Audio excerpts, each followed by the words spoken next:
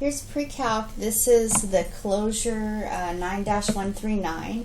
So I'm just going to do letter C. We did letter A and B in class. And at first it was asking you for the average rate of change of this function right here. So you would put this in,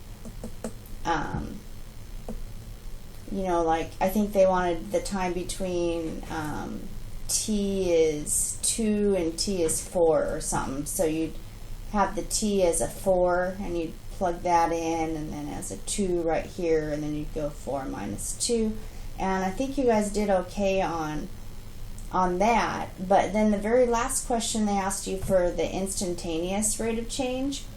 And so sometimes we're able to manipulate the equation and the h's, you know, like we plug in x plus h wherever we see an x, and then we do a little algebra on it and do some factoring, and sometimes we can cancel out the h, and that allows us to plug in 0 for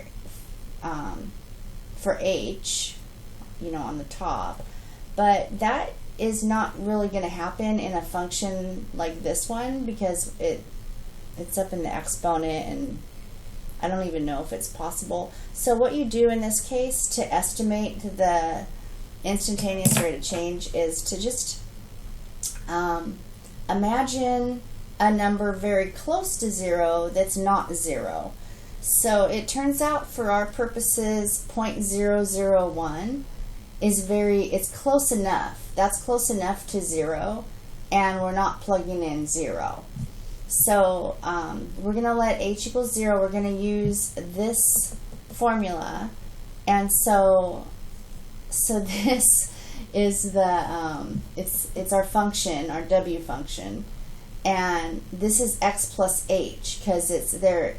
X is going to be, you know, 2, and h is going to be 0.001. So 2 plus 0.001, that's where that came from. And so we've got that because that's f of x plus h, and from that I'm going to subtract f of x. Oh, and it took so long to get it into my calculator. And it's gone. Okay, so you guys will get the joyful experience of watching me struggle to type this into my calculator, and it might not work now because I had that saved in my calculator, but then my calculator timed out. So basically you have to type all that into your calculator, and then type a minus, and then type all that in, and, you know, work it out. So I was getting error messages every time I tried to type this function in. Luckily I wrote down, hopefully that's a long enough approximation for the first part.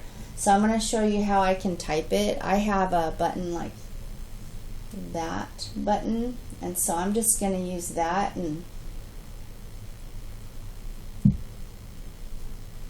actually I'm going to type the whole thing in. This is going to take so long. I'm so sorry. Okay, so 20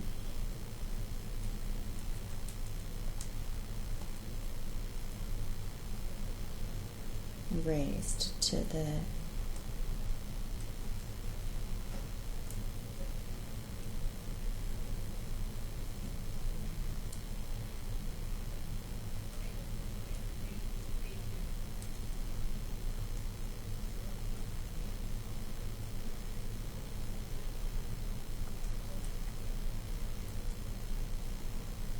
And at this point, I know this sounds super crazy, but I don't know how to get my cursor over there, so I'm going to have to push equals.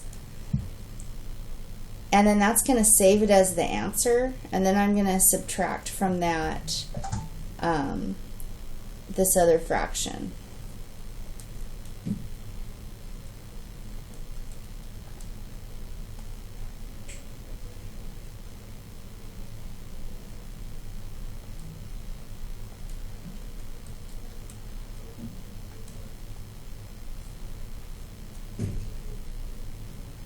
Now I'm going to push equals.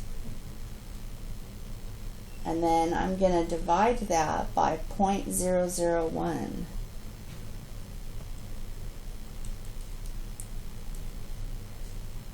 Okay, and I think that looks, I didn't write that decimal down, but this looks kind of like the answer that we had in the answer book. I think it's a 0.09897429998.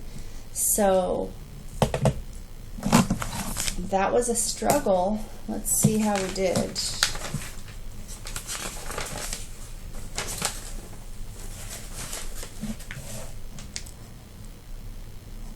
$0.9897. Oh, and they must have, maybe they asked us to round it to a certain place, so